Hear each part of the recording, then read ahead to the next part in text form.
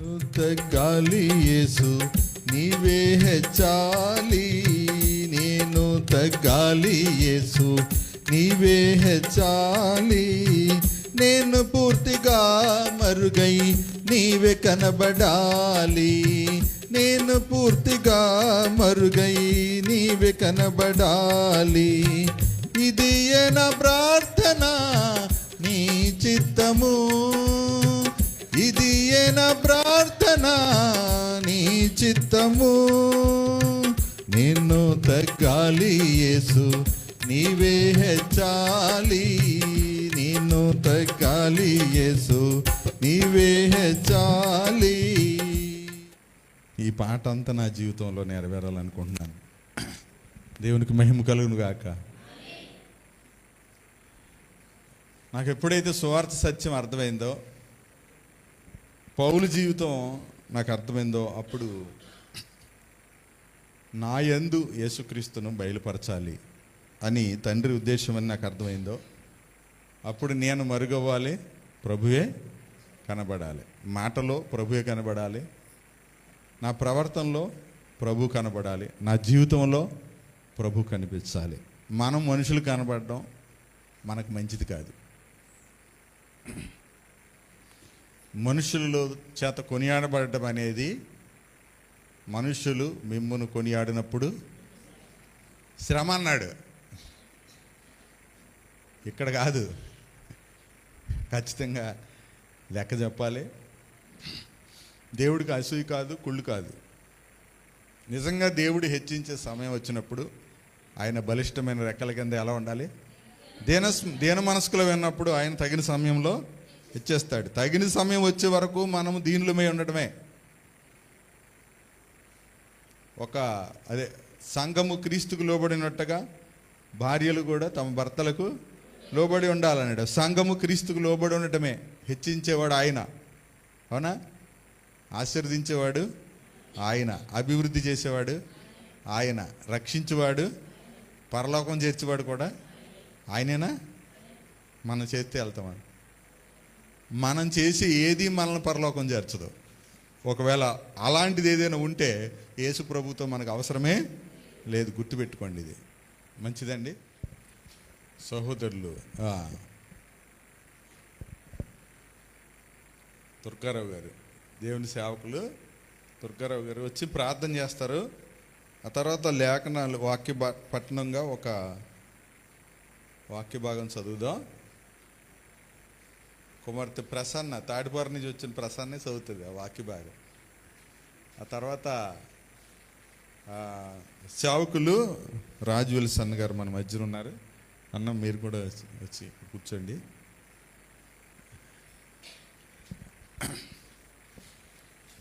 మనమంతా కూడా దేవుని కార్యక్రమాల్లో చాలా నిరాడంబరంగా ఉండాలి, అది మా ఉద్దేశం. చేత ఎప్పుడు ఎవరిని, ఏ మనుషులకి, ఏ సేవకుడికి కూడా చప్పట్లు కొట్టడం అని, దండలు వేయటం అని, ఇటువంటివి ఏవి కూడా తగ్గించేసుకోవడం చాలా మంచిది. ఎందుకంటే మనం హెచ్చించకూడదు, ప్రభువే హెచ్చించాలి. మనము వారి యొక్క పరిచర్యను బట్టి ప్రేమించాలి, వారి యొక్క విశ్వాసాన్ని బట్టి ప్రేమించాలి, వారి యొక్క ప్రవర్తనను బట్టి సన్మానించాలి, గౌరవించాలి ఖచ్చితంగా కదా. నమ్మకత్వాన్ని బట్టి ప్రభువుని స్తుతించాలి. సేవకుని యొక్క నమ్మకత్వాన్ని బట్టి ప్రభువుని స్తుతించాలి, వ్యక్తిని కాదు. దుర్గారావు గారు ప్రార్థన చేస్తారు. ప్రార్థన చేసుకుందాం. వచ్చిన వారందరూ కూడా తలలు వంచండి. మహాపరిశుద్ధుడు, ప్రేమ కలిగిన మా కన్న తండ్రి, మీకు స్తోత్రాలు, వందనాలు. గతించిన కాలమంతా మీ కృపలో మమ్మల్ని భద్రపరిచారు తండ్రి. ఈ రీతిలో తండ్రి మమ్మల్ని అందరినీ మీ సముఖంలో నిలబెట్టినందుకు స్తోత్రాలు.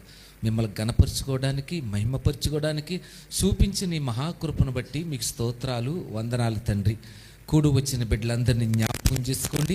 ఇదిగో తండ్రి, ఈ మధ్యాహ్న కాలం నుండి ప్రారంభమైన జరుగుతున్న యవనస్తులు కూడికిని జయకరంగా, మీకు మహిమకరంగా తండ్రి జరిగించమని మీరే అధ్యక్షులుగా ఉండి సమస్తము ప్రారంభించి ముగింపు వరకు కూడా సమస్తం మీ సిద్ధానుసారంగా జరిగించి ఆశీర్వదించి అభిషేకించమని మా ప్రభు రక్షకుడైన యేసుక్రీస్తు వారి నామములో ప్రార్థన అడిగి వేడుకుంటున్నాం మా పరమ తండ్రి, ఆమేన్. ఎఫెసీయులకు రాసిన పత్రిక 5వ అధ్యాయము 15వ వచనం నుంచి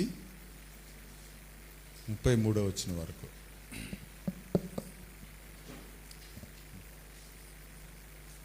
తాటిపూర నుంచి వచ్చిన ప్రసన్న చదువుతుంది.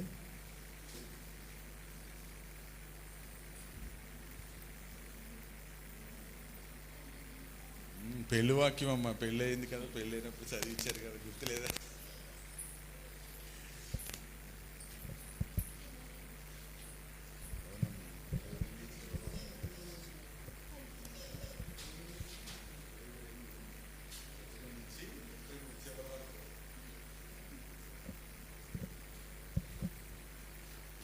ముందుగా మీ అందరికీ మన ప్రభువైన యేసుక్రీస్తు వారి నామంలో శుభవందనాలండి.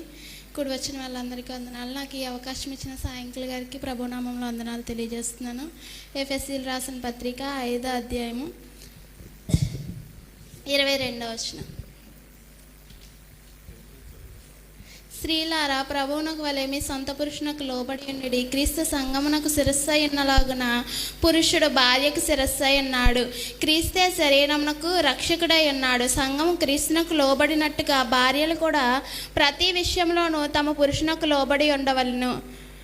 పురుషులారా, మీరును మీ భార్యలను ప్రేమించుడి. అటువలే స్త్రీలు కూడా సంఘమును ప్రేమించి అది కలంకమైనను ముడతైనను అట్టిది మరి ఏదైనాను లేక పరిశుద్ధమైనది గాను నిర్దోషమైనది గాను మహిమగల సంఘముగాను ఆయన మొదట దాన్ని నిలవబెట్టుకొనవలనని వాక్యముతో ఉదకస్నానము చేత దానిని పవిత్రపరిచి పరిశుద్ధపరుచుటకై దాని కొరకు తన్ను తాను అప్పగించుకొనవలెను. అటువలనే పురుషులు కూడా అప్పగించుకొనెను. అటువలే పురుషులు కూడా తమ సొంత శరీరముల వలె తమ భార్యలను ప్రేమింపబద్దులై ఉన్నారు. తన భార్యను ప్రేమించువాడు తన్ను ప్రేమించుకొనుచున్నాడు. తన శరీరమును ద్వేషించువాడు ఎవడనూ లేడు గాని ప్రతివాడు దానిని పోషించి సంరక్షించుకొనును. మనము క్రీస్తు శరీరమునకు అవయవం వలె ఉన్నాము గనుక అలాగే క్రీస్తు కూడా సంఘమును పోషించి సంరక్షించుచున్నాడు. ఈ హేతువు చేత పురుషుడు తన తండ్రిని తల్లిని విడిచి తన భార్యను హత్తుకొనెను, వారిద్దరును ఏక శరీరమగుదురు. ఈ మర్మము గొప్పది. అయితే నేను క్రీస్తును గూర్చియు సంఘమును గూర్చియు చెప్పుచున్నాను. మెట్టుకు మీలో ప్రతి మనుషుడును తనను వలె తన భార్యను ప్రేమింపవలెను. భార్య అయితే తన భర్త యందు భయము కలిగి ఉండునట్లు చూచుకొనవలెను. పిల్లలారా, ప్రభు ఈ అవకాశం ఇచ్చిన సాయంకుల గారికి వందనాలు. పద్ధతిని చూస్తే నాకు చాలా సంతోషం వేసింది. సమాజంలో కూడా చాలామంది ఇట్లా మారవలసిన వారై ఉన్నారు. ఖచ్చితంగా మారి తీరాలి. ఎందుకంటే మనుషులు తమ ఆలోచనలను బట్టి నడిచేటువంటి దినాలు ఇవి. తమకు నచ్చినట్టుగా బోధ చేసేటువంటి పరిస్థితులు ఇవి. కాబట్టి ఏ వాక్యం వింటున్నామో, ఏ వ్యక్తిని అనుసరిస్తున్నామో మనం ఒకసారి గుర్తెరిగి ముందుకు కొనసాగాలని మరొకసారి మనం చేస్తున్నాను. చిన్న పల్లవి చరణం పాడి వాక్యాన్ని ధ్యానం చేద్దాం. మరి నాకు ఇచ్చినటువంటి అవకాశం బట్టి అన్నయ్య పర్మిషన్ ఇస్తే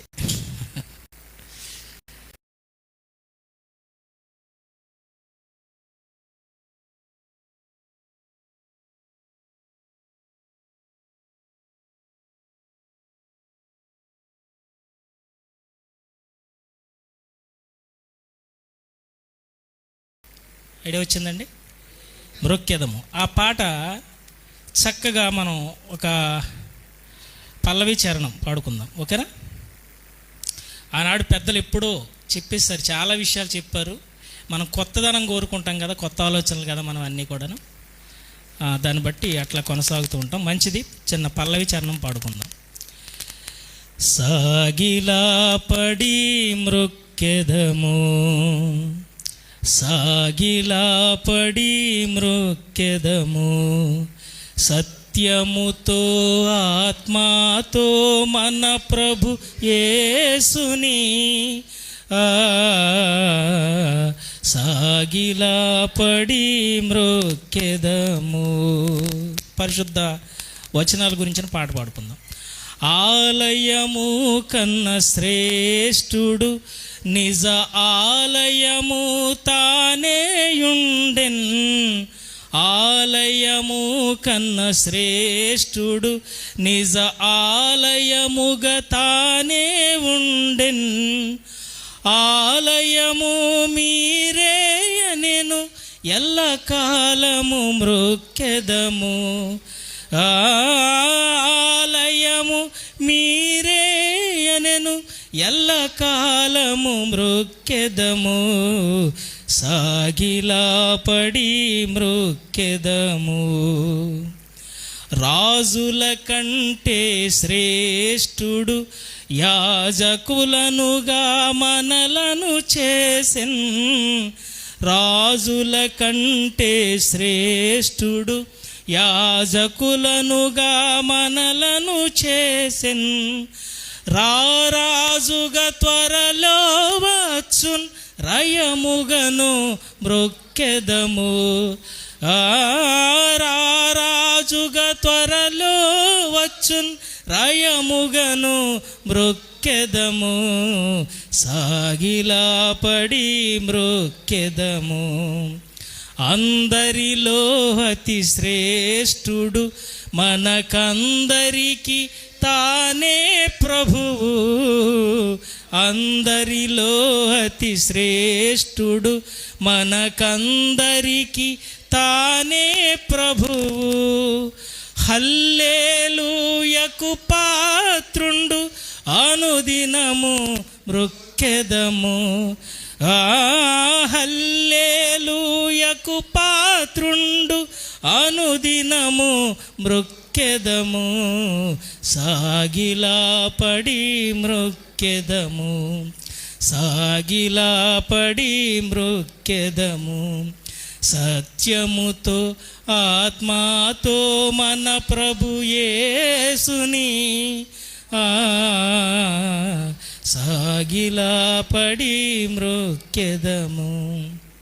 అవును దేవా, పరిశుద్ధుడా, ప్రేమ కలిగిన మా తండ్రి, నీ పాదాలు నాయన అపరంజి కంటే అమూల్యమైనవి నాయన. మీ పాదాల చెంత బ్రతకవలసినటువంటి బ్రతుకులు నాయన మావి. మమ్మల్ని మేము హెచ్చించుకుంటే కనుక మమ్మల్ని తగ్గించి తుంచి ప్రభా సరైన మార్గంలో నడిపించమని, చెప్పబోతున్నటువంటి మాటల్లోని భావాలను ప్రభా మేము అర్థం చేసుకోవడానికి సహాయం అందించమని యేసునామంలో ఈ ప్రార్థన అడిగి వేడుకుంటున్నాము తండ్రి, ఆమేన్. అందరికీ వందనాలమ్మా. మంచిది, చాలా మంచి విషయాలు దైవజనులు నాకు పంపించారు. మీరు ఎర్లీ మార్నింగ్ వాక్యం వింటుంటారంట కదా, 5 గంటలకా ఎన్ని గంటలుగా, అవి నాకు పంపించినప్పుడు చాలా సంతోషం వేసింది. నిజంగా చెప్పాలంటే సాయన్న గారిని నేను సంవత్సరం గుర్తులేదు కానీ చెప్పుకోవడం కూడా అనవసరం. తోడేళ్ల మధ్య కలిసాం మేము. తోడేళ్ల ఏదో విహారం ఉంటుంది, తోడేళ్ల మధ్య తోడేళ్ళలో కలిసాం. బహుశా మరి దేవునికి ఎందుకో మరి సాధు జంతువుల్లో మార్చాలని అనుకుని ఉంటారు, అందుకే మార్చారు. ఏదేమైనా చాలా మంచి విషయాలు మనం తెలుసుకోవడానికి ఇష్టపడదాం. ఇవాళ ఈ పాంప్లెట్లో ప్రకటించినటువంటి విషయాలు కనుక మనం ఆలోచిస్తే వివాహ వ్యవస్థ ఎందుకు పతనం అవుతుందనే విషయాన్ని సహోదరులు మాట్లాడతారు. దానికంటే ముఖ్యంగా ఈనాడు సోషల్ మీడియాలో ప్రపంచాన్ని సోషల్ మీడియాను వేదికగా చేసి క్రీస్తు వారి యొక్క దైవత్వాన్ని తగ్గించేటువంటి పరిస్థితులు సమాజంలో కనబడుతున్నాయి. మీరు చూస్తున్నారు కదమ్మా, అక్కడ చాలా సోషల్ మీడియాలో ఎక్కువ రచ్చ కూడా జరుగుతుంది ఇప్పుడు ప్రజెంట్. అయితే బైబిల్కు ఉన్నటువంటి ప్రత్యేకమైనటువంటి ఆలోచనలు ప్రతి విషయంలో కూడా, అంటే మనం ఉదాహరణ కిందక సిస్టర్ గారు ఒక పాట పాడారు. ఏం పాట అంటే, అమ్మ మీరు పాడిన పాట ఏంటి? ఏదైనా చేయగలవు. ఈ మధ్యన సోషల్ మీడియాలో ఈ పాట తప్పు, ఈ పాట పాడటం అక్షరంగా చాలా తప్పు అనేటువంటి వాదనలు కూడా మీరు వింటూనే ఉండొచ్చు. ఒక విషయాన్ని చెప్తాను, గుర్తుపెట్టుకోండి. ఒక వ్యక్తి రచించినటువంటి రచనను మనం ఆయన రచనలోకి చొరబడి దౌర్జన్యం చేసి ఇక్కడ ఎలా రావాలని ఆపాదించడం కరెక్టేనా? కాబట్టి రచించినటువంటి వ్యక్తి యొక్క ఉద్దేశాన్ని మనం చూడాలి తప్ప నీ ఆలోచనలు అందులో పెట్టకూడదు. అలాగే బైబిల్ గ్రంథంలో రాయబడినటువంటి విషయాల పట్ల అక్షరం మాత్రమే తీసుకుంటే పని అవ్వదు. యేసుక్రీస్తు వారు అంటుంటారు కదండి మంచి మాట, మత్తయి సువార్త 12వ అధ్యాయంలో ఒక మంచి మాట మాట్లాడుతుంటారు ఆయన. మత్తయి సువార్త 12వ అధ్యాయము 7వ వచనంలో ఒక చక్కని మాట మాట్లాడుతుంటారు ఆయన యేసుక్రీస్తు వారు. ఏమని మాట్లాడుతుంటారో ఒకసారి మనం చూద్దాం. కనికరమునే కోరుచున్నాను కానీ బలిని నేను కోరను అను వాక్య భావము మీకు తెలిసి ఉంటే అనే పదాన్ని ఆయన ఉటంకించారు. అంటే బలి ఎందుకు ఇస్తున్నారో వాళ్ళకి తెలియదు, బలి ఇచ్చేటువంటి వ్యక్తులకు తెలియదు, ఇస్తున్నటువంటి వ్యక్తులకు కూడా సరిగా తెలియదు. కనికరమునే కోరుచున్నాను కానీ బలిని నేను కోరటం లేదని వాక్య భావము అంటే దేవుడు కోరుకునేది బలిని కాదు, మీ మనస్సులో ఉన్నటువంటి పశ్చాత్తాపాన్ని లేదా మీరు విరిగి నలిగినటువంటి హృదయంతో ఆయన సన్నిధికి రావాలి అనేటువంటి ఉద్దేశాన్ని ఆయన నొక్కి వక్కాణిస్తూ కూడా చెప్పారు. అంటే కనికరాన్ని అంటే మనుషుల్లో మానవత్వాన్ని లేదా మంచితనాన్ని సుస్పష్టంగా మనిషి యొక్క విలువలు పెంచే వ్యక్తిగా మారాలని దేవుడు కోరుకుంటే వీళ్ళ బలిచ్చేసి ఎలా మారుతున్నారంటే మళ్ళీ పశువుల్లాగా మారేటువంటి పరిస్థితులు కనబడుతున్నాయి. అంటే వాక్యం యొక్క భావాన్ని మనం సరిగా అర్థం చేసుకోవాలి. మన బైబిల్ రచనలో మన ఉద్దేశాలని ఆపాదించేసి మనకు నచ్చినట్టుగా బోధించేస్తే బైబిల్ ఒప్పుకోదు, అస్సలు సహించదు అనే విషయాన్ని కూడా నేను బాగా బాహాటంగా చెబుతున్నాను. బైబిల్లో చాలా విషయాలు నేను ఆలోచిస్తున్నప్పుడు, చాలా విషయాల్ని పరిశీలిస్తున్నప్పుడు చాలామంది అంటున్నారు మనం దేవుళ్ళలోంచి వచ్చేసాం, యేసుక్రీస్తు వారు మన అన్నయ్య లేదా మనతో సమానుడు అనేటువంటి వాదనలు కూడా మనం వింటున్నాం. ఇంకా చెప్పాలంటే యేసుక్రీస్తు వారు పుట్టినవాడు, ఏమన్నా వింటున్నారు కదా, యేసుక్రీస్తు వారు కేవలం పుట్టినవాడు, పరలోకంలో తండ్రి కన్నాడు అనేటువంటి వాదనలు కూడా వింటూ ఉన్నాం. ప్రతి విషయానికి బైబిల్ చాలా సుస్పష్టంగా సమాధానం ఇస్తుంది. బైబిల్కి కొన్ని లక్షణాలు ఉన్నాయి, బైబిల్కి కొన్ని లక్షణాలు ఉన్నాయి. అలంకార పదాలతో కూడినటువంటిది లేదా అలంకార ఆకృతులు ఉన్నాయి. అందులో కొన్ని మీకు చెప్తాను, గుర్తుపెట్టుకోండి. సింబాలిజం అనే ఒక విధానం ఉంటుంది, మీరు వినే ఉంటారు. సింబాలిజం అని అంటే ముద్రలు. ఏదైనా ఒక విషయాన్ని తెలియచేయటానికి ఒక వస్తువుతోనో ఒక సాధు జంతువుతోనో పోల్చడం అనేది జరుగుతుంది. అంటే మనుషులకు అర్థమయ్యే రీతిని, మనుషులకు గ్రాహ్యం కలిగించటానికి బైబిల్ పండితులు ట్రాన్స్లేషన్ చేసినప్పుడు వాడినటువంటి విధానాలు ఆలోచన చేయాలి. ఇప్పుడు గొర్రె అని పిలుస్తున్నారు మనం చాలామంది సోషల్ మీడియాలో. గొర్రెలు వీళ్ళు అంటున్నారు. గొర్రె అంటే అర్థం ఏంటమ్మా? సాధు స్వభావం. వాళ్ళకి తెలియదు పాపం అది. గొర్రె అంటే వాళ్ళ జంతువులా చూస్తున్నారు. కానీ అక్కడ ఈ సింబాలిజం ఏం చెప్తుందంటే సాత్వికము, ప్రేమ, తగ్గింపు గుణము అని చెప్తుంది. మన చాలామంది సింహాలు, పులులు అని పేర్లు పెట్టుకుంటుంటారు. సింహాలు, పులులు, తోడేళ్ళు అని కూడా పెట్టుకుంటుంటారు. ఇక్కడ సింహాలు, పులులని పేర్లు పెట్టుకున్న వాళ్ళు నిజంగా సింహాలే, వాళ్ళు మృగ సంస్కృతికి చెందిన వాళ్ళే. కానీ సింహము అనే పదాన్ని లేదా యోధాగోత్రపు కొదమసింహం అని యేసయ్యకు ఆపాదించబడటాన్ని మనం ఎలా అర్థం చేసుకోవాలంటే రోషము, రాజరికము, అంతే కదా, రోషము, రాజరికము, లేకపోతే రాజుగా పరిపాలన చేయవాడు, అధిపతి అనేటువంటి విషయాలుగా మనం అర్థం చేసుకోవాలి. అంటే సింబాలిజం కొన్ని సిద్ధాంతపరంగా అంటే కొన్ని విషయాలను మనుషులకు అర్థం చేయడానికి వాడబడినటువంటి విషయాలు బైబిల్లో. ఉదాహరణకు మీకు చెప్పాలంటే ప్రభువు అనే పదం కనపడుతుంది కదండి. యేసు ప్రభు అని ప్రభు అంటాం కదా.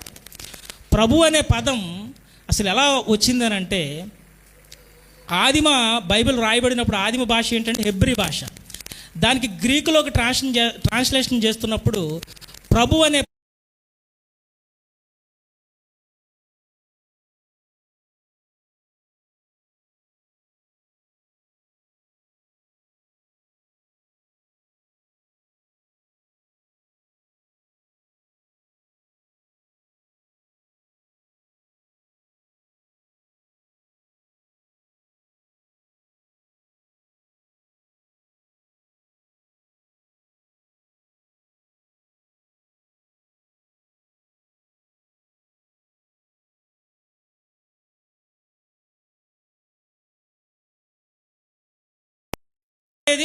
ఒక బూచి అక్కడ కాసేపు అలా పక్కన పెట్టండి. ఇక్కడ అవిధేయత వీళ్ళకి ఎలా ఏర్పడిందంటే మీరు చావనే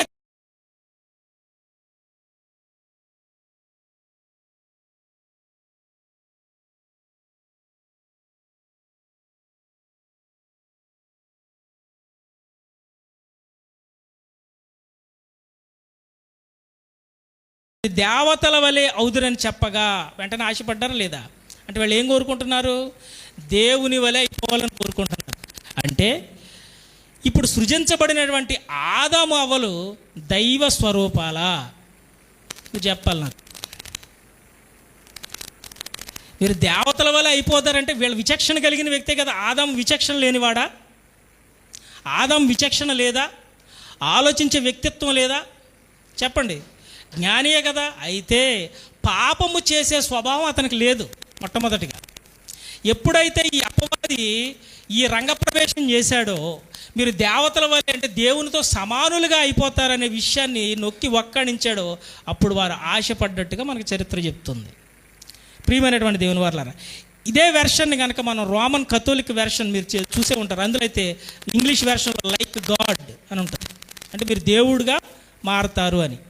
చదవమంటారు ఒకసారి ఆ మాట. అదే రోమన్ కథోలిక్ వెర్షన్లో అయితే, ఆ చెట్టు పండు తినప్పుడు మీకు కన్నులు విప్పు కలుగుననియు మీరు మంచి చెడులు తెలుసుకొని దేవుని వలె అగుదురని ఎరిగి అనే పదం వాడాడు. అంటే మనం అంతా కూడా దేవుని స్వరూపాలం, దేవునిలోంచి వచ్చేసామని అని అనుకుంటే కనుక ఈ మాట పరిస్థితి ఏంటి? ఆదాము ఎందుకు దేవునిలాగా అవ్వాలని ఆశపడ్డాడు అని అంటే, ఆదాము దేవుడు కాదు. అమ్మ అర్థమవుతుందా నేను చెప్పేది? కొంచెం ఏమైందంటే, రాత్రి మా అబ్బాయి గుంటూరు నుంచి వచ్చాడండి. నిన్న నేషనల్కి మ్యూజిక్ కాంపిటీషన్కి వెళ్ళాడు. ఆడు ప్రయాణం చేస్తున్నప్పుడు మేము నిద్రపోలేదు. దానికి తగ్గట్టుగా మేము ఎర్లీ మార్నింగ్ లేచి ఇక్కడికి వచ్చాం. కొంచెం అలసటగా ఉంది, అందుకు కొంచెం మాట కొంచెం తడబడినా మీరు అర్థం చేసుకుంటానికి ప్రయత్నించండి. నిద్ర లేదు రాత్రి అందుకని. అయితే ఆలోచన చేయండి. ఇక్కడ ఆదాము ఏం కోరుకుంటున్నాడు? దైవత్వాన్ని ఆపాదించుకోవాలని చూశాడు. అదే విషయం, అందుకే దాన్ని అవిధేయత అనే పదంతో పోల్చాడు. దేవుడు ఏమని కోరుకుంటున్నాడు? మనుషుల్ని నాకులాగా అయిపోండిరా, లేకపోతే నాతో సమానం అయిపోండి అని చెప్తున్నాడు దేవుడు. అసలు అదే దేవుని ఉద్దేశం. ఆయన స్తుతించాలి, ఆయన పూజించాలి. ఇప్పుడే మనం పాడుకున్నాం. మనం ఎక్కడ హెచ్చించబడాలి?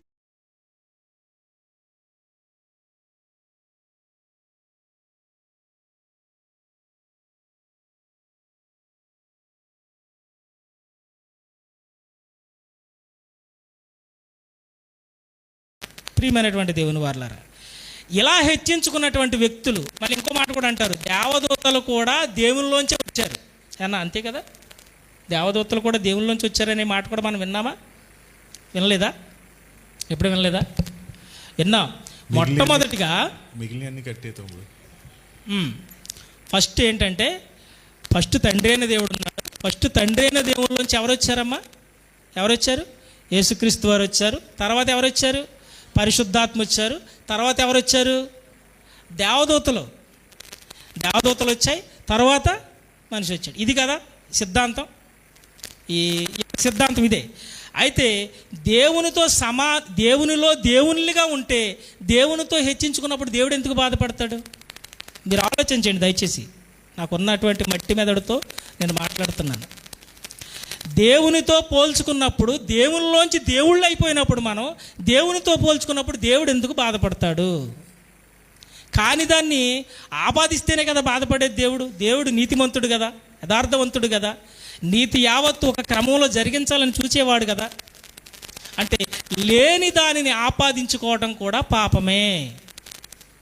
మేలనేది ఎరిగియూ చేయకుండా ఉంటే అది పాపమే. అలాగే లేని దానిని కూడా మనలో ఆపాదించుకోవడం కూడా పాపమే. దాన్నే అతిక్రమము అనే పదం వాడబడింది బైబిల్లో. అతిక్రమం అంటే తెలియక చేసేది కాదండి, తెలిసి చేసేదే. అతిక్రమం అంటే ఏంటి? తెలిసే చేసేది అతిక్రమం. అందుకే ఆజ్ఞాతిక్రమమే పాపం అనేటువంటి పదం వాడబడింది. నేనంటాను, మనుషులు తమకు నచ్చినట్టుగా బ్రతకటమే పాపం అంటాను నేను. ఎంత తప్పు మాట్లాడితే క్షమించండి. మనిషి తనకు నచ్చినట్టుగా బ్రతకటమే పాపం. ప్రియమైనటువంటి దేవుని వారలారా, ఇట్లా ఆదాముని మభ్యపెట్టి నువ్వు దేవునిలా అయిపోతావు ఈ పండు తింటేనే పండు ఎర చూపించి దేవునితో సమానముగా పోల్చడానికి అపవాది ప్రయత్నం చేసినప్పుడు దాన్ని అంగీకరించడం అవిధేయతే కదా. అవిధేయతే కదా. ఏమి లోటు జరిగింది ఆదాముకి, అవ్వకి? ఏమి లోటు జరిగింది చెప్పండి. మనుషులు కూడా ఇవాళ అదే తంతు ప్రయత్నం చేస్తున్నారు. దేవుని స్థానాన్ని మరుగుపరిచి, దేవుని సింహాసనాన్ని మరుగుపరిచి, వీళ్ళు అపవాదుల వలె ఆ సింహాసనాల మీద అధిష్ఠించి మేము ఫలానా వ్యక్తి ఫాలోవర్సం, మేము పలా వ్యక్తిని మేము అన్వేషిస్తాం, ఆ వ్యక్తి చెప్పేదే సత్యం అనేటువంటి గుడ్డి ఆలోచనలతో చాలామంది నడిచేస్తున్నారు. వీళ్ళని నేను అంటాను గారడి సీమోన్లు అంటాను. అపోస్తుల కార్యములు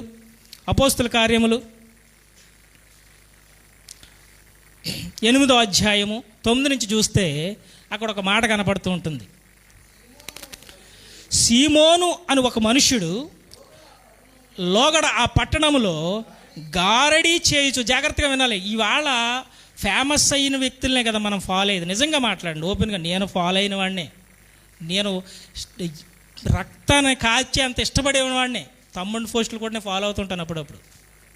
మీకు తెలీదు ఏమండి ఎంత ఇష్టం అంటే, అతను తప్పు చేసిన, అతను తప్పు పట్టిన వాళ్ళని కూడా కొట్టడానికి వెళ్ళినటువంటి ఏమంటారు దాన్ని, ముక్కోపిని. ఆలోచించండి.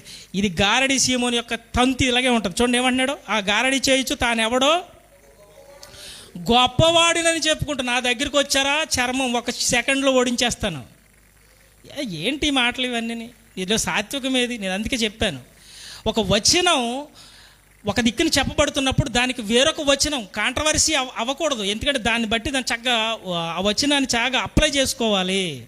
ఇక్కడ గమనించండి, ప్రగల్భాలు పలికేవారు కాదు, నేను గొప్పవాడిని అని చెప్పుకుంటున్నాడు. అంటే ఎవరో గారడి సీమోను ఏమన్నాడు చూడండి, తానెవడో గొప్పవాడిని చెప్పుకొనొచ్చు సమరయజనులను విభ్రాంతి పరుచుచుండను. అంటే మనుషులను మభ్యపరుస్తున్నాడండి.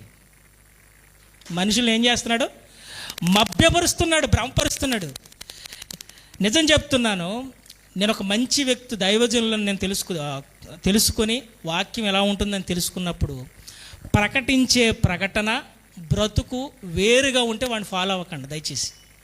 మళ్ళా చెప్తున్నా, బోధ ఒకటి బ్రతుకు ఒకటి అయితే అతను సూటబుల్ కాడు. ఇది బైబిల్ చెప్తున్నటువంటి సత్యం.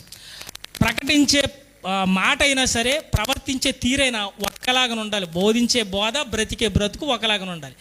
బ్రతుకు ఒకటి, బోధ ఒకటి అయిందనుకోండి, అతడు గారడి సీమోనే. ఇక్కడ అదే చేస్తున్నాడు అతను.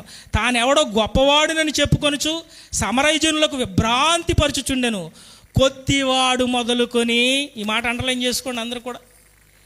మనం కూడా చాలామంది బలహీనంగా పడిపోతుంటాం కదా. ఎంత ఫాలోయింగ్ కలిగిన వ్యక్తి రాగానే ఉన్నటువంటి సేవకుడిని కూడా వదిలేస్తాం మనం. ఎందుకో చెప్పనా, మనకు కూడా ఏం పిచ్చి ఉంది. ఇందాక పాడారు కదా పాట, ఇందాక ఏం పాట పాడారమ్మా? నేను తగ్గిపోవాలి, క్రీస్తు హెచ్చించబడాలి. కానీ నిజం చెప్పండి, మనకు అలా ఉంటుందా? ఉండదు, అస్సలు ఉండదు.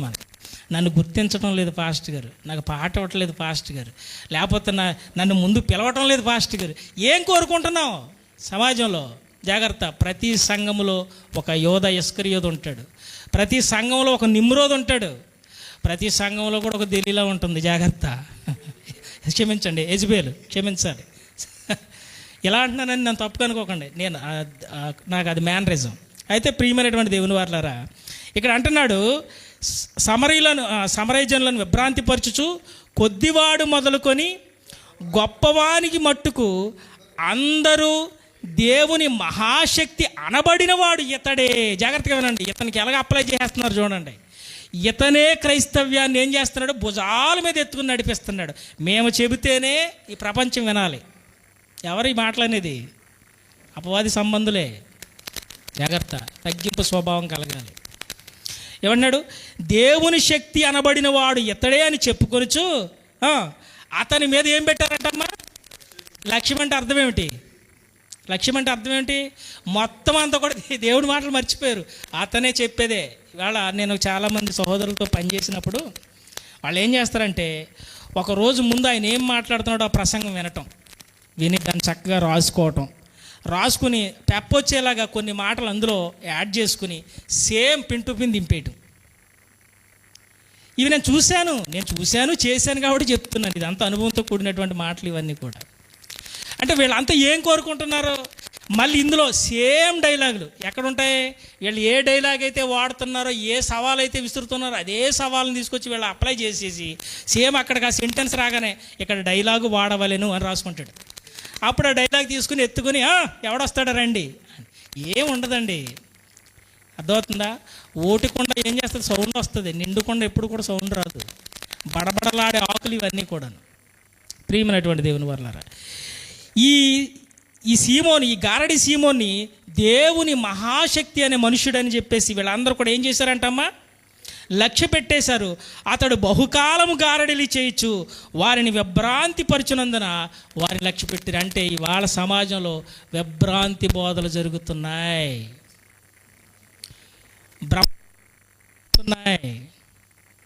ఏమన్నా నా ప్రాబ్లం ఏమైనా ఉందా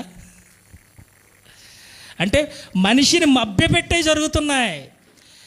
ఇవాళ అమ్మ యేసు ప్రభువుని నమ్ముకోండి, ఆయన ప్రేమమయుడు, ఆయన నమ్ముకుంటే పరలోక రాజ్యం మనకు వస్తుందని సౌమ్యంగా చెప్తే ఎవరైనా వింటారా? నేను ఇప్పుడు కూడా ఎందుకంత ఆవేశంగా మాట్లాడుతున్నట్టు మిమ్మల్ని కాన్సన్ట్రేషన్ చేయించడానికి ఆలోచన చేయండి. నిజంగా సౌమ్యంగా చెప్తే ఎందుకు పిలిచారండి బాబు అతన్ని అంటారు. మీరు అంటారు నిజం చెప్పండి. మనకు కావాల్సింది ఏంటి చెప్పనా, ఎక్కడైతే కుళాయిల కాడ చెంబురెట్టు గొడవ దెబ్బకుంటాం అంత ఇంట్రెస్ట్గా వినాలి. మనకి పెప్ప కావాలి, మనకి రీసౌండ్ వచ్చేయాలి. ప్రియమైనటువంటి దేవుని వారలారా, మనము దేవుని స్వరూపాలమైతే, మనం దేవునిలోంచి వచ్చిన వారమైతే, అపవాది ఈ పండు తింటే నువ్వు దేవుడు అయిపోతావని ఆదాముకు చెప్పినప్పుడు విచక్షణ లేని వాడికి ఎందుకు తిన్నాడు అంటే తనకు తెలుసు తాను దేవుడిని కానని. అర్థమవుతుందమ్మా? నేను అందుకున్నటువంటి కోణాన్ని మీకు చెప్తున్నాను. అలాగే దేవునితో సమానులుగా చేసుకున్న వాళ్ళు కూడా చాలామంది పాతాళానికి తొక్కేయబడ్డారు. ఎందుకంటే ఆయన ఘనతను ఎవరికి ఇచ్చేవాడు ఆయన కాడు. ఎందుకంటే దేవుడు ఒక్కడే. ఆలోచన చేయండి. అంటే గారడీ సీమోళ్ళు ఈ సమాజంలో ఎక్కువైపోయారు. గారడీ సీమోళ్ళు ఈ సమాజంలో బాగా పేటరేకపోతున్నారు. ఆలోచన, సంఘాలను విభ్రాంతి పరుస్తున్నారు, గురులను మలుస్తున్నారు. యేసుక్రీస్తు వారి వైపుకు చూడవలసినటువంటి సంఘాలన్నీ కూడా ఎటువైపు చూస్తున్నాయి తెలుసా? సిద్ధాంతాల వైపుకు చూస్తున్నాయి. జాగ్రత్త. సిద్ధాంతాల కోసం కొట్టుకుని ప్రాణం ఇచ్చినటువంటి క్రీస్తును కూడా పక్కన పెట్టేస్తారు. కాబట్టి ప్రియమైనటువంటి దేవుని వారలారా, ఆలోచన చేయండి. అందుకే యేసుక్రీస్తు వారు అంటున్నారు, మత్తయి సువార్త 24:5 యేసుక్రీస్తు వారే స్వయంగా మాట్లాడుతూ ఏమంటున్నారు ఒకసారి చూడండి.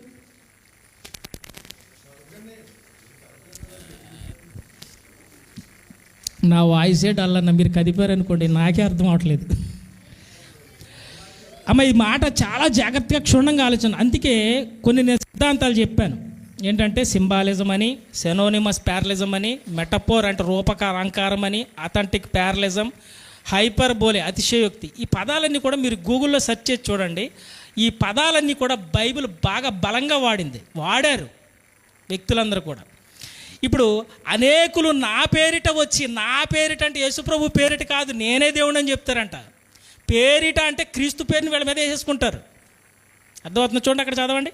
అనేకులు నా పేరిట వచ్చి నేనే క్రీస్తునని చెప్పి, చూడండి, రావటం భక్తిపరులాగా వస్తారు. వచ్చిన తర్వాత క్రీస్తుని పక్కన పెట్టి వీళ్ళ అధిష్టానం మీద కూర్చుంటారు. అవునా? మొట్టమొదటిగా సౌమ్యులుగా వస్తుంటారు. వచ్చి వెంటనే ఏం చేస్తారు? ఆ స్థానాన్ని, క్రీస్తు స్థానాన్ని భర్తీ చేసేసి పలానా సాయి గారు ఆయనే మాకు హెడ్, అంతే కదా? అవునా కదా?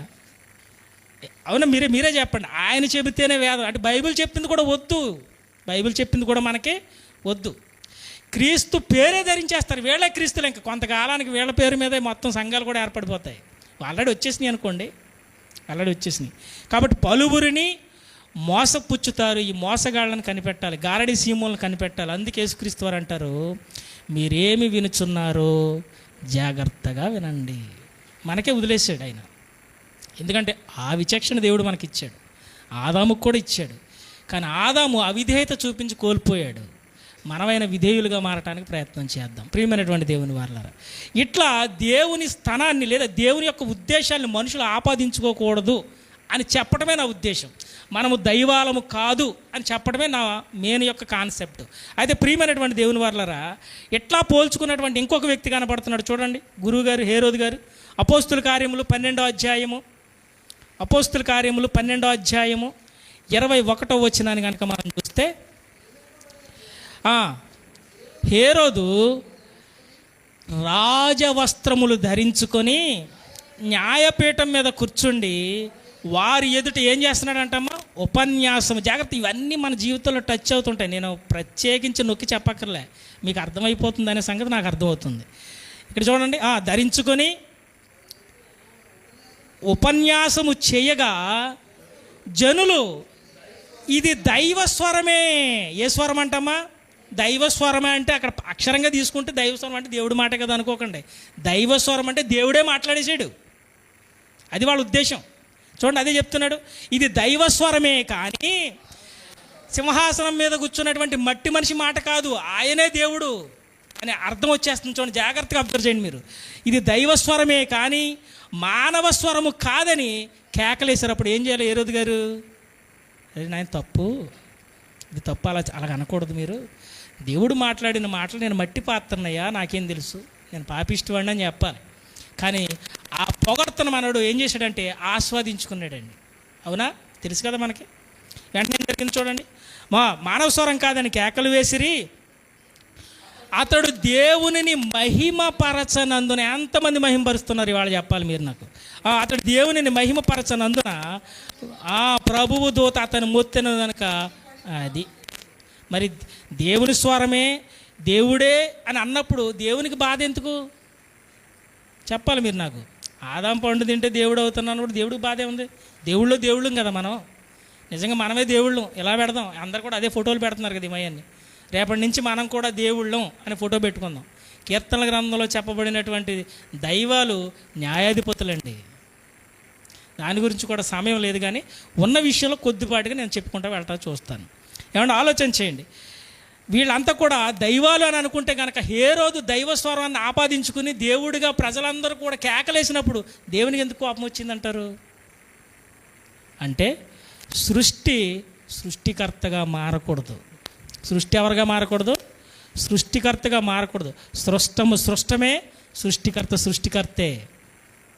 క్రీస్తువారు సృష్టమా, సృష్టికర్త? అందుకే ఆయన సమానుడు, మన సమానులమే కాదు అనే ఆల్రెడీ గతంలో కుమారుడి గురించి కూడా మంచి విషయాలు మీకు తెలియజేశారు. అలాగే లేవ్యాకాండంలో ఉన్నటువంటి యాజక ధర్మాన్ని గురించి కూడా తెలియజేశారు. నేను విన్నాను ఇవన్నీ కూడా. ప్రియమైనటువంటి దేవుని వాళ్ళ, దేవునితో ఏమాత్రం కూడా సమానముగా పోల్చుకోవడానికి మనకు అర్హత లేదు, అంతే, అర్హత లేదు. అదే చెప్తున్నాడు. వెంటనే ప్రభువు దూత అతను మొత్తెను కనుక ఏమైపోయాడు? అతను చచ్చిపోయాడు. మరి మనం దేవునితో పోల్చేసుకుంటే దేవునికి బాధ ఏంటి? ఎందుకు చచ్చిపోయారు? ఈ ప్రశ్నలు చెప్పగలరా సమాధానాలు?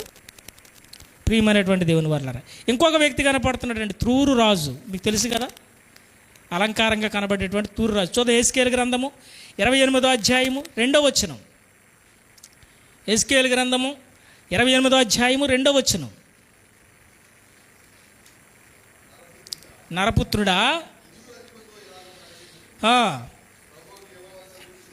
ఏమనగా గర్విష్ఠుడవై నేను ఒక దేవతనైనట్టు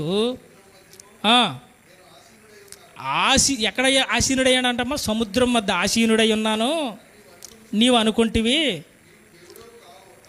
చూడండమ్మా, నీవు దేవుడవు కాక మానవుడవై ఉండియు దేవునికి తగినంత అభిప్రాయం కలిగి ఉన్నదా? చూసుకోండి, అంటే దేవుడు వేరు, మానవుడు వేరు అనే విషయం మీకు అర్థమవుతుందా?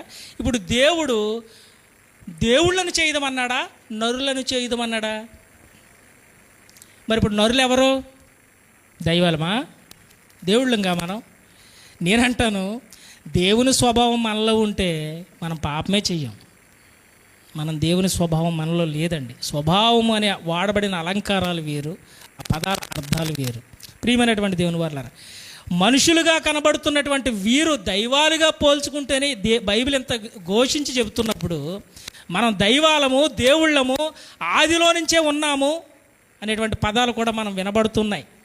మరి వీటిని ఎలా అర్థం చేసుకోవాలి? వీటిని ఎలా మనం ఆపాదించాలి? మనం ఎప్పటికీ కూడా ఆయన పాదదాసులమే. అవునా కాదా? ఆయన పాదదాసులమే. మనం ఎవరమండి గొప్పగా హెచ్చించుకోవడానికి? మనల్ని హెచ్చించువాడు ఎవడు? ఆయనండి. మనం ఎవరమండి హెచ్చించుకోవడానికి? మాకు మా దొండపూడిలో ఒక చర్చ్ ఉంటుందండి, రోమన్ కథోలిక్. మీకు తెలిసే ఉంటుంది, టచ్ అయ్యి ఉండొచ్చు.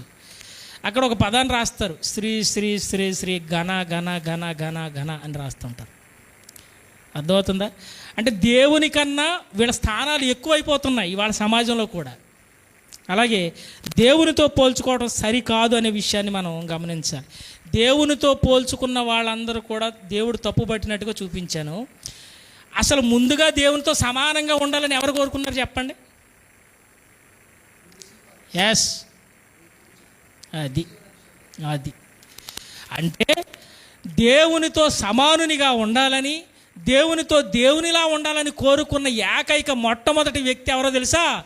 లూసిఫర్. అవునా? మరి లూసిఫరే దేవునితో దేవునిగా ఉండాలని కోరుకుంటున్నప్పుడు మనుషులు కోరుకుంటే మనమంతా ఎవరం? లూసిఫర్ పుత్రులం. అంతేనా? లూసిఫర్ పుత్రులమేనా? ఖచ్చితంగా లూసిఫర్ పుత్రులం అయిపోతాం ప్రియమైనటువంటి దేవుని వాళ్ళారా. మనము దైవాలమైతే మన రక్తమే పరిశుద్ధతకు సరిపోయేది. అవునా? మన దైవాలమైతే మన రక్తమే పరిశుద్ధతకు సరిపోయేది. అందుకే యేసుక్రీస్తు వారి గురించిన ప్రతి మాట కూడా ఆయన నరావతారిగా, నరుడిగా, శరీరమును బట్టి ఈ పదాలన్నీ వాడుతున్నాడంటే ఆయన వెనక ఏదో ఒక మర్మం ఉంది. ఆయన మనిషి కాదు. ఒకే కాలంలో దేవత్వము, మానవత్వాన్ని సరిచూసి చూపించగలిగినటువంటి కెపాసిటీ కలిగినటువంటి దేవుడు యేసుక్రీస్తు వారి అనే సంగతి మనకి బైబిలే తెలియజేస్తుంది. ఇంకొక వ్యక్తిని కూడా చూపిస్తాను చూడండి. ఫరో గారు, ఆయన కూడా దేవునితో సమానం చేసుకోవాలని చూశాడు.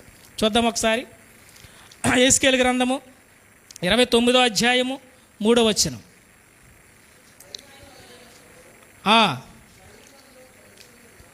ఐగుప్తు రాజైన ఫరో నైలు నదిలో పండుకొని ఉన్న ఒక పెద్ద మొసలంట. చూడండి, ఐగుప్తు రాజు ఎక్కడంటాం? నైలు నదిలో పడుకున్నటువంటి ఒక పెద్ద మొసలంట. నేను నీకు విరోధిని, నైలు నది నాది, నేనే దానిని కలుగజేసినని నీవు చెప్పుకొనిచున్నావు. చూసారా? ఫరో ఎలా కోరుకుంటున్నాడు? దేవుడుగా తను తాను హెచ్చించుకుంటున్నాడు. అవునా? ఇశ్రాయేల్ని పంపించమన్నప్పుడు ఫరో అంటాడు, ఏమంటాడు? యెహోవా ఎవడు అన్నాడా? అనలేదా? అంటే దేవునితో మనుషులు ఎప్పటికీ సమానం కాదు. ఎందుకంటే సమానం అవ్వాలనుకున్న దేవదూతని కిందకి తొక్కిపాడేశాడు దేవుడు. ఆయన పరిశుద్ధత ఎవ్వరికీ చెందింది కాదు. ఆయన పరిశుద్ధుడే. పరిశుద్ధత మనకి ఇస్తే వస్తుంది. మన పరిశుద్ధులం అంటారా? స్వతహాగా చెప్పండి మీరు నాకు. పరిశుద్ధులమా? కాదు. పరిశుద్ధత ఇస్తే వస్తుంది. ఎవరి ద్వారా వస్తుంది? క్రీస్తు యేసు ద్వారానే మాత్రమే తప్ప ఇంకా ఎవరి వలన కూడా రాదు. మమ్మల్ని పరిశుద్ధులుగా మార్చేస్తాం, మా సంఘానికి వచ్చేయండి అన్న మీరు ఏమి నమ్మకండి. పరిశుద్ధుడిగా మార్చేవాడు యేసుక్రీస్తు వారు మాత్రమే. అనేటువంటి దేవుని వాళ్ళరా, ఆయన తగ్గింపును చులకన చేసి, ఆయన తగ్గింపును బాగా చులకన భావంతో చూసేసి యేసుక్రీస్తు వారిని చిన్నగా ప్రకటించేటువంటి వ్యక్తులు సమాజంలో ఉన్నారు. మనకి దేవుణ్ణి పరిచయం చేసి లేదా దేవుడు ఇలా ఉంటాడు అని చెప్పడానికి బాహ్య రూపం ధరించినటువంటి వ్యక్తే యేసుక్రీస్తు వారు. నన్ను చూసిన వాడు తండ్రిని చూసినాడు. అంటే క్రీస్తులో దైవత్వం మనకు కనబడాలి. అందుకే దేవత్వం యొక్క సర్వపరిపూర్ణత అనే పదం వాడబడింది. సర్వము అంటే అర్థం ఏంటమ్మా? కొంచెమనా? కొద్దిగా, లేదా భూమి వరకే. సర్వ అంటే అంతం, మొత్తం, ఇక ఏ టు జెడ్, అంతే కదా? ఆల్ఫా ఒమేగా లాగా ఏ టు జెడ్. పరిపూర్ణత, పరిపూర్ణత అంటే పూర్ణత వేరు, పరిపూర్ణత అంటే ఇంకా ఫుల్ఫిల్ అనమాట. ఇంకా అది దానికి ఇంకా వేరే ఇంత కొలత అనేది ఏమీ లేదు. పరిపూర్ణత అంటే సర్వం, ఇంకా ఏమంటారు దాన్ని, సంపూర్తిగా కూడా క్రీస్తులో ఉన్నదని చెప్తున్నాడు. ఆయన తగ్గింపు గుణాన్ని మనం తక్కువ అంచనా వేసి వాళ్ళ చాలామంది వదరబోతులు, కుహన బోధకులు ఎక్కువైపోయి క్రీస్తువారి దైవత్వాన్ని తగ్గిస్తున్నారు. ప్రియమైనటువంటి దేవుని వాళ్ళారా, ఆదాము అవిధేయుడయ్యాడు. ఎందుకు? దేవునితో సమానముగా ఉండాలని ఆశతో తను అవిధేయుడయ్యాడు. కానీ క్రీస్తు దేవుడయ్యుండి కూడా, సహోదరులు చెప్పారు, కుమారుడయ్యుండి కూడా తగ్గించుకొని మనుషులను దేవుని దగ్గరికి చేర్చడానికి తాను రిక్తునిగా చేసుకున్నాడు. చూద్దాం ఒకసారి ఒక మాట చూడండి. ఫిలిప్పీలకు రాసిన పత్రిక 2వ అధ్యాయము, ఫిలిప్పీలకు రాసిన పత్రిక 2వ అధ్యాయము 6 నుంచి 7 వచనాలు. ఆయన దేవుని స్వరూపము కలిగిన వాడై ఉండి దేవునితో సమానముగా, ఇది అపోస్తులు ఇస్తున్నటువంటి స్టేట్మెంట్ అండి. ఇది అపోస్తుల బోధ అంటే ఏంటనుకుంటున్నారు? కుమారుడిగా ఆయన భూమి మీదకి వచ్చాడు, మనుషులందరినీ రక్షించడానికి ఆయన ప్రాణం పెట్టాడు. ఆయన మీరు ఎవరో అనుకుంటున్నారేమో, ఆయన ఎవరో కాదు, ఆయనే ప్రభువైన క్రీస్తు, ఆయనే దేవుడు. ఆయన తప్ప మనకు వేరొక మార్గము లేదు. ఇదే అపోస్తుల సారం. ఎందుకంటే దేవుడు మనిషి అవతారిగా వస్తాడనే విషయం చాలామంది నమ్మరు. వాళ్ళకు కొన్ని ఏమంటారు దాన్ని, రెస్ట్రిక్షన్స్ ఏమంటారు దాన్ని, బౌండరీస్ తీసుకుంటారు. వాళ్ళు అక్కడే ఉంటారు. వాళ్ళు మిగతా విషయాల గురించి ఆలోచించకూడదు. ఆది కాండము నుంచి ప్రకటన గ్రంథం వరకు బైబిల్ ఒక దేవుడు రాయించాడా, 10 మంది రాయించారా? ఒక దేవుడు. ఆది కాండం మొదటి అధ్యాయంలో ఆది అనే మాట, ప్రకటన గ్రంథంలో చివరి అధ్యాయం చివరి మాట రాసింది ఒక్క దేవుడా లేకపోతే 30 మంది దేవుళ్ళా? మరి అప్పుడు ఒకలా చెప్పి ఇప్పుడు ఒకలా చెప్తాడా దేవుడు? ఆలోచన చేయండి. అంటే ఆదిలో ఎలా ప్రారంభించాడో అంతములో కూడా ఆ దేవుడే నడిపిస్తాడనే సంగతి మనం తెలుసుకోవాలి. మానవ మనుగడ ప్రక్షాళన లేదా మానవ మనుగడ పాప ప్రక్షాళన గావించటానికి దైవత్వముల యొక్క రుసుములు లేదా దైవత్వం యొక్క విధి విధానాలు మనుషులను బలోపేతం చేయడానికి ఆయా పాత్రలుగా ఆయన వహించాడనే సంగతి మనం తెలుసుకోవాలి. ప్రియమైనటువంటి దేవుని వారలారా, దేవునితో సమానముగా ఉండుట విడిచిపెట్టకూడని నేను భాగ్యమని ఎంచుకొనలేదు, కానీ మనుష్యుని పోలికగా పుట్టి ఎందుకు మాట ఆయన ప్రత్యేకించి చెప్తున్నాడు? ఆయన మనిషే కదా అనేసేవారు చాలామంది ఉన్నారు. మనిషే కదా అనేటువంటి మాట కూడా మాట్లాడేస్తుంటారు. మనుష్యుని పోలికగా పుట్టి, ఆ మాటకి వెళ్దాంలే అమ్మా తర్వాత. మనిషిని పోలికగా పుట్టి అని అంటే ఆయన పోలిక మనిషి పోలికనా? మీరు ఆ పదంలో ఉంది, ఆ సెంటెన్స్లో ఉంది భావం. మనిషిని పోలికగా పుట్టి అని అంటే ఆయన పుట్టడానికి మనిషికి పోలిక ధరించాడు. పుట్టకపోతే ఆయన ఏ పోలిక? అంతే, దేవుడైన మనుషుని పోలికగా పుట్టి దాసుని స్వరూపము ధరించుకున్నాడు అంటండి. ఆయన రిక్తత్వాన్ని కూడా తప్పుపడుతున్నారు. నా అంతటా నేను ఏమీ చేయలేను, నాకేమీ తెలీదు అనేటువంటి మాటలను కూడా అక్షరంగా తీసుకుంటుంటారు. ప్రియమైనటువంటి దేవుని వారలారా, ఆయన తగ్గింపుకు పరాకాష్ఠిది. ఆయన అంత తగ్గించుకుంటేనే మనం హెచ్చించబడతాం. అందుకే తను తాను తగ్గించుకున్నవాడు హెచ్చించబడును, హెచ్చించుకున్నవాడు ఆయన తగ్గించి మనల్ని హెచ్చించాడు. కానీ మనం ఏం చేస్తున్నాం? ఆయన తగ్గించి మనం హెచ్చించుకుంటున్నాం. అవునా? అదే జరుగుతుంది నేటి సమాజంలో. ఆదాము అవిధేయత పాపము తెస్తే క్రీస్తు విధేయత నీతిని తెచ్చి పరలోక రాజ్యాన్ని ఇవ్వడానికి సిద్ధపరిచింది. ఆదాము దైవత్వాన్ని పొందాలని ఆశపడ్డాడు. క్రీస్తు వారు దైవత్వాన్ని సైతం పక్కన పెట్టి నరరూపధారిగా భూమి మీదకి వచ్చాడు. అందుకే మొదటి ఆదాము అవిధేయుడయ్యాడు, రెండవ ఆదాము విధేయుడయ్యాడు అనే మాట రాయబడింది. ప్రియమైనటువంటి దేవుని వారలారా, ఇప్పుడు చెప్పండి, దైవత్వము మన స్వతహాగా ఉందా? మనకి చెప్పాలి. ఏదైనా పొరపాటు ఉంటే నేను సరి చేసుకుంటాను. దైవత్వం మనకు స్వతహాగా ఉందా? లేదండి, లేదు. కాబట్టి మనము దేవుని కుమారులుగా ఎప్పుడు చేయబడతామంటే క్రీస్తులో మనం అంటుకట్టబడినప్పుడు. ఈ క్రీస్తు బోధనా విధానాలు, అపోస్తుల బోధనా విధానాలు అర్థం చేసుకోకుండా చాలా రకాల విధ్వంసాలు చూస్తున్నటువంటి ఆ సమాజాన్ని మనం చూస్తున్నాం. చూడండి, హెబ్రీయులకు రాసిన పత్రిక 5వ అధ్యాయం 8వ వచనంలో కూడా ఒక మంచి మాట మాట్లాడతాడు. క్రీస్తు వారి గురించినటువంటి ఒక మంచి మాట. అదే మొన్న అన్నగారు చెప్పారు కదా, ఆయన కుమారుడయ్యుండి, కుమారుడు అని అంటే అర్థం ఏంటి? పుట్టినోడనా? కుమారుడయ్యుండంటే అధిపతి అనే పదం కూడా, పర్యాయ పదాలు చూడండి. పర్యాయ పదాల్లో చూస్తే అధికారి, యజమాని, వారసుడు అనే పదాలు కూడా వస్తాయి. ఆయన కుమారుడయ్యుండి అంటే అధిపతి అయ్యుండి కూడా తాను పొందిన శ్రమల వలన ఏం విధేయత నేర్చుకున్నాడు? యేసుక్రీస్తు వారు ఏమి నేర్చుకున్నాడు చెప్పండి? ఆయన నేర్చుకోవాల్సింది ఏముంది అసలు? నాకు తెలియగడుగుతాను. ఆయన నేర్చుకున్నది ఏమీ కాదు, నీ విధానాలని ఆయన మీద వేసుకుని నీ కోసం ఆయన నేర్చుకున్న వాడిగా మారిపోయాడు. మీకు ఒక మంచి మాట చూపిస్తాను. మత్తయి సువార్త 3వ అధ్యాయము 14వ వచనాన్ని ఒకసారి చూద్దాం. మత్తయి సువార్త 3వ అధ్యాయము 14వ వచనాన్ని కనుక మనం చూస్తే యేసుక్రీస్తు వారు అంటుంటాడు, ఆయన పాపి కాదండి. దయచేసి గమనించండి, ఆయన పాపి కాదు. నీతి యావత్తు అలా జరిగించడానికి ఆయన తగ్గించుకున్నాడనే విషయాన్ని ఆయనే స్వయంగా చెప్తున్నాడు. చూడండి 14వ వచనం. అందుకు యోహాను, నేను నీ చేత బాప్తిస్మము పొందవలసిన వాడై ఉండగా నీవు నా యొద్దకు వచ్చుచున్నావా అని ఆయనను నివారింపజూసిన. ఎందుకయ్యా బాబు నువ్వు పరిశుద్ధుడు అనే విషయం ఆయనకు అర్థమవుతుంది.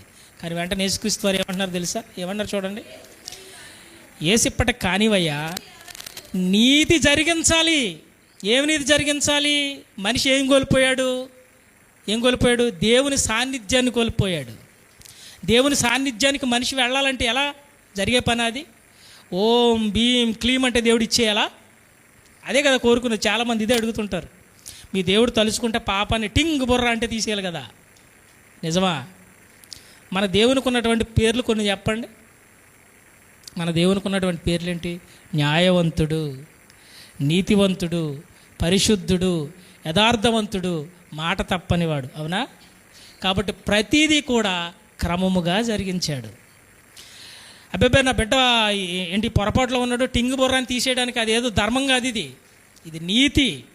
దేవుడు నీతిమంతుడు, ప్రతీది కూడా క్రమంగా జరిగించాడు. మనుషుల పాపాలను ఎలా ప్రక్షాళన గావించాలో దానికి ఒక చక్కని ప్రణాళిక వేశాడు. ఆదిలో నుంచి వేశాడు. దాన్ని పద్ధతిగా తీసుకుంటూ వచ్చాడు. క్రీస్తు ద్వారా నిరూపించాడు. మనుషులందరినీ రక్షణ భాగ్యాన్ని అనుగ్రహించాడు. దేవునికి స్తోత్రం కలుగును గాక. ఈ రక్షణ భాగ్యాన్ని గ్రహించలేనటువంటి వ్యక్తులు ఏం మాట్లాడుతుంటారంటే క్రీస్తు వారి దైవత్వం మీద శంకబడుతూ ఉంటారు. వీళ్ళు ఏ బంధాలకి విలువివ్వరు, ఏ కుటుంబ వ్యవస్థకు కూడా విలువివ్వరు. క్రీస్తు దైవత్వాన్ని కనీసం గుర్తించరు. యేసుక్రీస్తు వారికి ప్రార్థన చేయకూడదు అంటారు. ఏమన్నా వింటున్నారా? ఇవన్నీ కూడా జరుగుతున్నాయా? నిజం చెప్పాలంటే వీళ్ళందరూ కూడా మీరు గమనించండి, అసలు ముందు మానవ సంబంధాలకు అసలు విలువివ్వరండి. వాళ్ళు మానవ సంబంధాలకు విలువివ్వరు. ఇవాళ సేవకులు ఎవరంటే సేవకులు ఇవాళ ఖచ్చితంగా చెప్పగలను. ఖచ్చితంగా ఎలా చెప్పాలి, దాన్ని చెప్పొచ్చా చెప్పకూడదు. కొంతమంది ఎలా ఉంటారంటే ముందున్నటువంటి వ్యక్తిని, వివాహం చేసుకున్నటువంటి వ్యక్తిని కూడా విడిచిపెట్టేసి ఏమండి చాలా చక్కగా వీళ్ళు చలామణి అయిపోతుంటారు. చాలామంది ఎక్కువ మంది కనబడుతుంటారు. వివాహ వ్యవస్థకు విలువ ఇవ్వరు. వివాహాన్ని ఎవరు ఏర్పాటు చేశారు? దేవుడే కదా. ఒక మంచి మాట చూపించేసి నేను అన్నయ్యకి సమయం ఇస్తాను. ఆదికాండము 2వ అధ్యాయము 8వ వచనమమ్మ. నరుడు ఒంటరిగా ఉండకూడదని చదవండి ఒకసారి. మరుడు దేవుడైన యెహోవా. 18వ వచనం. వాటికి సాటి అయిన సహాయము చేయుదును వాని కొరకు చేయదు. అంటే భార్యను ఎవరి కోసం? పురుషుని కోసం నిర్మించినప్పుడు ఒక కుటుంబ వ్యవస్థను దేవుడు నిర్మిస్తున్నాడనే సంగతి మనం తెలుసుకోవాలి. ఈ కుటుంబ వ్యవస్థకు కూడా ఈ కుటుంబ వ్యవస్థను కూడా దేవుని ఆజ్ఞలను విస్మరించి ముందుకు కొనసాగుతూ మేము నీతిమంతులం అనుకుని చెప్పుకునేవారు కూడా చాలామంది లేకపోలేదు. కానీ బైబిల్ ఆజ్ఞలో ఇచ్చింది ఏంటో తెలుసా? మీకు ఒక విషయం చూపిస్తాను చూడండి. నిర్గమాకాండం బైబిల్ ఆజ్ఞలో ఇచ్చిందంటే ఒకసారి చూడండి, చూపించి నేను ముగించడానికి ఇష్టపడతాను. నిర్గమాకాండం 21వ అధ్యాయం 10వ వచనం.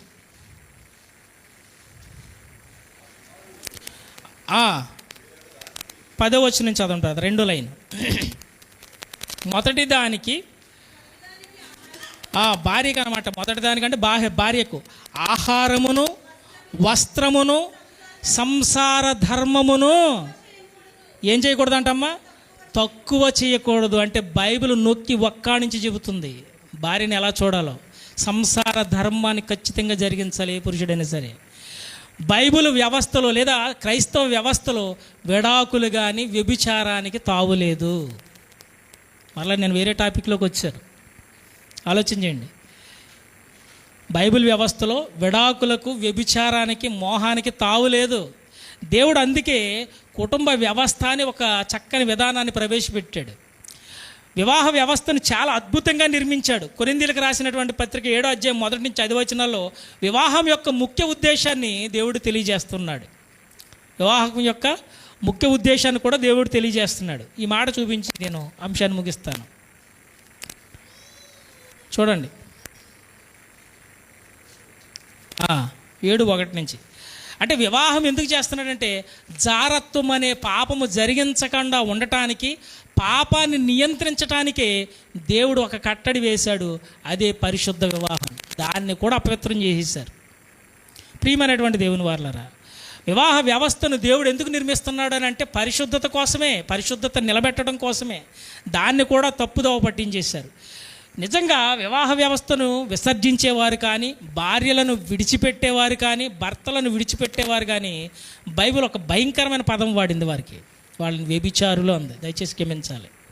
ఎందుకంటే ఒక జీవిత భాగస్వామితో తృప్తి లేనటువంటి వ్యక్తి మాత్రమే రెండవ స్త్రీకి ఆలోచన చేస్తాడు. ఈ లక్షణం అపవాది లక్షణం, వ్యభిచారపు జారత్వపు లక్షణం అని నేను ఖచ్చితంగా నొక్కి చెప్పగలను. ఒక మాట చూపించనా? సామెతల గ్రంథం 2వ అధ్యాయం 17వ వచనంలో ఉంటుందండి. సామెతల గ్రంథం 2వ అధ్యాయం 17వ వచనంలో ఏముంటుంది? జారత్వం జరిగించేటువంటి తృప్తి లేనటువంటి వ్యక్తులు, అది స్త్రీ కావచ్చు, పురుషుడు కావచ్చు, వాట్ ఎవర్ ఇట్ మేబీ, ఎవరైనా సరే కూడా ఏం చేస్తారంట? సామెతల గ్రంథం 2వ అధ్యాయం 17వ వచనం ప్రకారం చూడమ్మా, ఎట్టి స్త్రీ అంటే సంసార ధర్మాన్ని నిర్వర్తించవలసినటువంటి స్త్రీ మానినా, సంసార ధర్మాన్ని నిర్వర్తించవలసినటువంటి పురుషుడు జారినా, అంటే పాపపు స్థితిలో వచ్చినటువంటి ఆలోచనలు కలిగిన వ్యభిచారులకు ఇట్టి విధానం వర్తిస్తుంది. అట్టి స్త్రీ తన యవ్వన కాలపు ప్రియుని విడుచునది, తన దేవుని నిబంధనను మరుచునది అని అంటున్నాడు. గమనించారా ప్రియమైనటువంటి దేవుని వారలారా? నచ్చకపోతే విడిచేసి వేరొక దారికి వెళ్ళిపోని సలహాలు ఇచ్చేవారు ఉన్నారు చాలామంది. చాలా పొరపాటు అండి, చాలా పొరపాటు. మనం వివాహ వ్యవస్థలో పత్రికలు చదువుతుంటారు. 7 లూథరన్ వ్యవస్థలో అయితే ఖచ్చితంగా 7 వారాలు 3 వారాలు చదువుతారండి పత్రికను. మీరు గమనించారో లేదో? లూథరన్ కానీ ఏదైనా చర్చిల్లో, కొన్ని చర్చిల్లో ఉంటుంది ఈ పత్రిక. ఒక పలానా అబ్బాయికి పలానా అమ్మాయికి వివాహం నిర్ణయించాం. ఈ నిర్ణయం ప్రకారం ఎవరికైనా అభ్యంతరం ఉంటే ఇప్పుడే చేతులు ఎత్తండి, లేకపోతే ఇక ఊరకుండండి అని అంటాడు. మరి ఏంటి రూలు?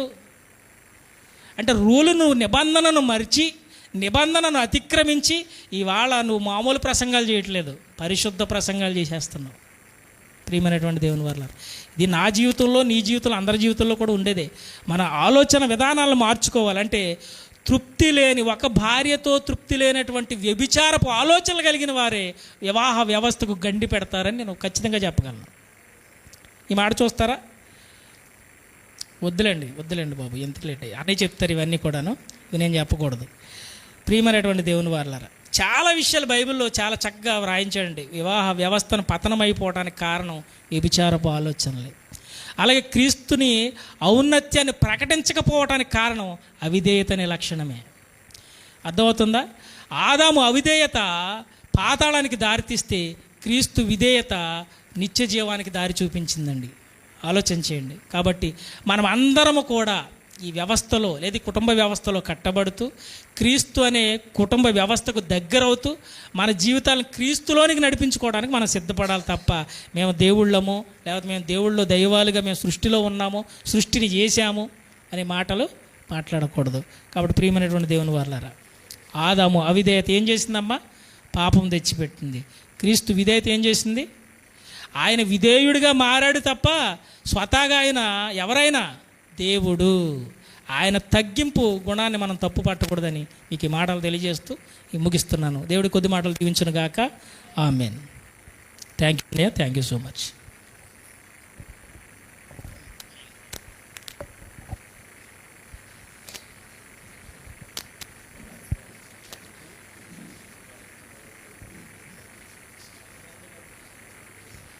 మంచిదండి. ఇంతవరకు కూడా దేవుని సేవకులు క్రీస్తులోని దైవత్వాన్ని గురించి అనేక విషయాలు మనతో పంచుకున్నారు. అందును బట్టి దేవుని సేవకులకి క్రీస్తు నామమున వందనాలు తెలియజేస్తూ ఉన్నాను. యేసుక్రీస్తు ప్రభువారు ఈ లోకానికి వచ్చింది పరలోకపు తండ్రి యొక్క దైవత్వాన్ని మనుషులకు తెలియచేయడానికి. పరలోకపు తండ్రి దైవత్వాన్ని మనుషులకు తెలియాలంటే యేసుక్రీస్తు వారు నేను దేవుణ్ణి అని చెప్పుకోకూడదు. అంతేనండి? అంతేనా? యేసు ప్రభు వారు నేను దేవుణ్ణి అని చెప్పుకుంటే ఎవరు మరుగైపోతారు? ఆయన మరుగైపోతాడు. ఈ విషయాలన్నీ మనకు అర్థం కావాలంటే మనుషులను చూడకూడదు, వాక్యాన్ని చూడాలి. వాక్యాన్ని చూసామనుకోండి, ఎవరు అర్థమవుతారు? దేవుడు అర్థమవుతారు. మనుషులను చూస్తే ఏం అర్థం కాదు. దేవుడు అర్థం కావాలంటే వాక్యం చూడాలి, వాక్యాన్ని చూస్తే దేవుడు అర్థమవుతాడు. మనుషుల్ని చూస్తే దేవుడు అర్థం కాదు, వాక్యము అర్థం కాదు. ఈ విషయాన్ని మర్చిపోకండి. చాలా విషయాలు మనం నేర్చుకున్నాం కనుక విన్న వాక్యాన్ని బట్టి అర్థం చేసుకోండి. దేవుని యొక్క వాక్యంలో దైవాన్ని గురించి చాలా విషయాలు రాయబడ్డాయి కనుక యేసుక్రీస్తు వారు శరీరుడిగా వచ్చింది పరలోకమందున్న తండ్రిని బయలుపరచడానికి. మనం చాలా విషయాలు తెలుసుకుంటున్నాము, కానీ కొన్నిసార్లు చేతగానంలో కూర్చోవాలి. అందుని బట్టి ప్రభు సన్నిధిలో ప్రభు స్తుతిస్తూ ఉన్నాం ప్రియులారా. ఏదేమైనప్పటికీ మనకు తెలిసిన సత్యం అంటే దేవుడు నేర్పించిన సత్యం. దేవుడు మనలను తనలో చూసుకోవాలని కోరుకుంటున్నాడు, అంతే. మనలను తనలో చూసుకోవాలి. తనలో చూసుకోవాలని కోరుకుంటున్నప్పుడు తనలో చూసుకోవాలి అంటే తన తనయుడు ఈ లోకానికి రావాలి. తన తనయుడు ఆయనను మనకు బయలుపరిచి మనలను ఆయనలో ఐక్యపరిచాడు. ఇవన్నీ ఒక రోజుతో నేర్చుకుంటే సరిపోదు. చేరి వచ్చినప్పుడల్లా జాగ్రత్తగా నేర్చుకోవాలి, అర్థం చేసుకోవాలి. కనుక చాలా విషయాలు నేర్చుకుంటూ వస్తున్నాం మనము. ప్రస్తుత సమాజంలో తండ్రిని, కుమారుణ్ణి, పరిశుద్ధాత్మని దూషిస్తున్న పరిస్థితులు చూస్తున్నాం. దీనికి కారణం ఏంటంటే అనేకమైన బోధకులు ఎవరికి ఇష్టం వచ్చినట్టు వాళ్ళు చెప్పడం వల్ల ఇది జరుగుతుంది. కానీ ఆది కాండము నుండి ప్రకటన గ్రంథం వరకు కూడా రాయబడిన విషయాలన్నీ కూడా ఒక క్రమమైనటువంటి పద్ధతిలో ఉన్నాయి. ఒక విషయాన్ని జ్ఞాపకం చేస్తాను. దేవుడుగా ఎవరికి ప్రత్యక్షమయ్యాడు? దేవుడిగా ఎవరికి ప్రత్యక్షమయ్యాడు అమ్మ? మొట్టమొదటిగా దేవుడుగా ప్రత్యక్షమైంది అబ్రహాము గారికి కదా, మనకు తెలిసిన విషయం. ప్రత్యక్షమయ్యాడు కదా.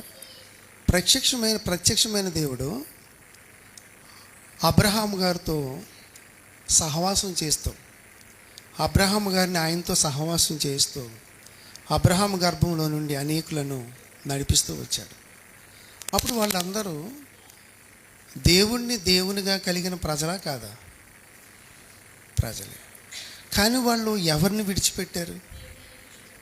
దేవుణ్ణి విడిచిపెట్టారు. దేవుణ్ణి విడిచిపెట్టిన ప్రజల మధ్యకి దేవుడు ఎవరో తెలియాలి. అప్పుడు ఎలా తెలుస్తుంది వాళ్ళకి? అర్థమవుతుందండి?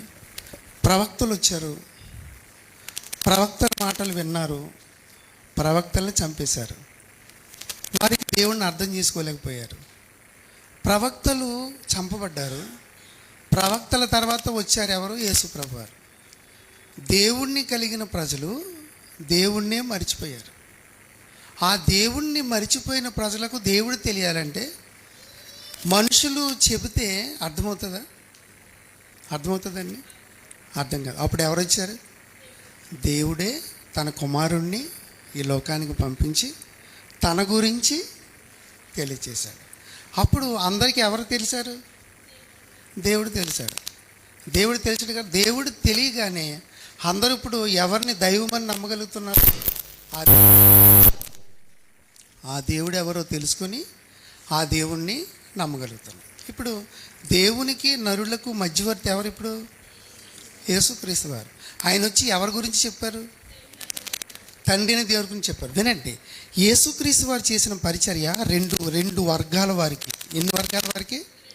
ఒకటి, దేవుణ్ణి ఎరుగుదుమని చెప్పి దేవుణ్ణి ఎరగని వారిగా బ్రతుకుతున్న వారికి, దేవుడెవరో తెలియని వారికి దైవాన్ని గురించి చెప్పింది ఎవరు? నమ్ముతారేమాట? యేసుక్రీస్తు వారు రెండు వర్గాలకు సువార్త చెప్పారు. ఒకటి, దేవుడు ఎవరో తెలిసి దేవుణ్ణి తెలియని ప్రజలుగా బ్రతుకున్నారు. ఎవరు చెప్పిన వాళ్ళు? చెప్పండి, ఎవరు? ఇజ్రాయెల్. దేవుడు ఎవరో తెలియని ప్రజలు ఎవరు? అన్యజనులు. అంతే కదా. అన్యజనులకి ఎవరు తెలియదు? దేవుడు తెలియదు. ఇజ్రాయిల్కి ఎవరు తెలియదు? ఇదేంటండి? ఆలోచించారు ఎప్పుడైనా వాక్యాన్ని?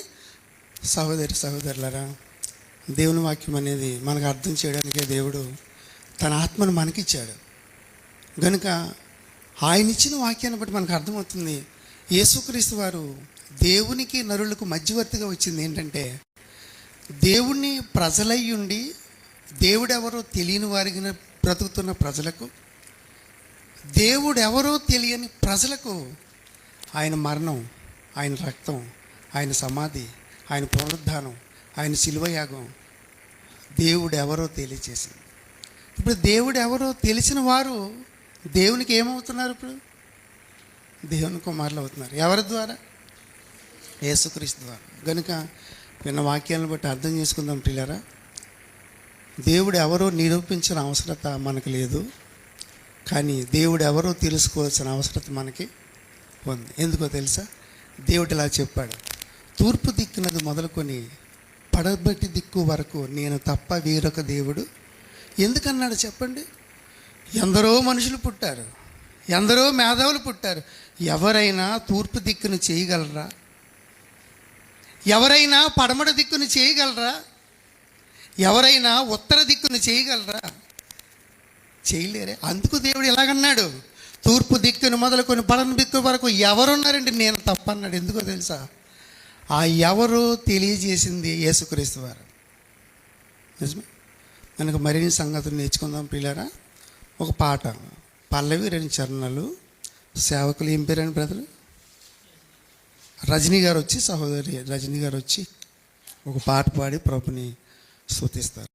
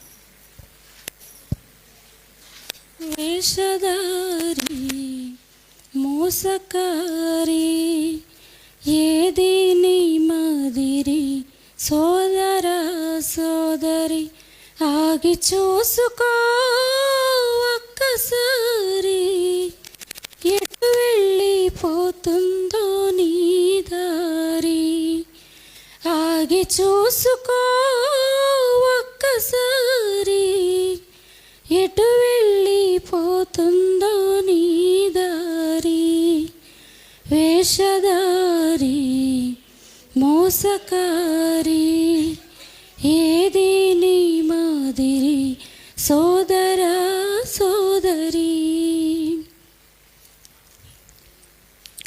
ద్రాక్ష తీగకు అంజూరము కాయున చేదు జలము నుండి తీయని నీరు ఊరునా ద్రాక్ష తీగకు అంజూరము కాయున చేదు జలము నుండి తీయని నీరు ఊరునా క్రీస్తుని ధరించితే క్రీస్తు వలె బ్రతకవా క్రీస్తుని ధరించితే క్రీస్తు వలె బ్రతకవా స్తుతి చెప్పిన నోటితో అబద్ధాన్ని పలికెదవా స్తుతి చెప్పిన నోటితో అబద్ధాన్ని పలికెదవా వేషధారి మోసకారి ఏది నీ మాదిరి సోదరా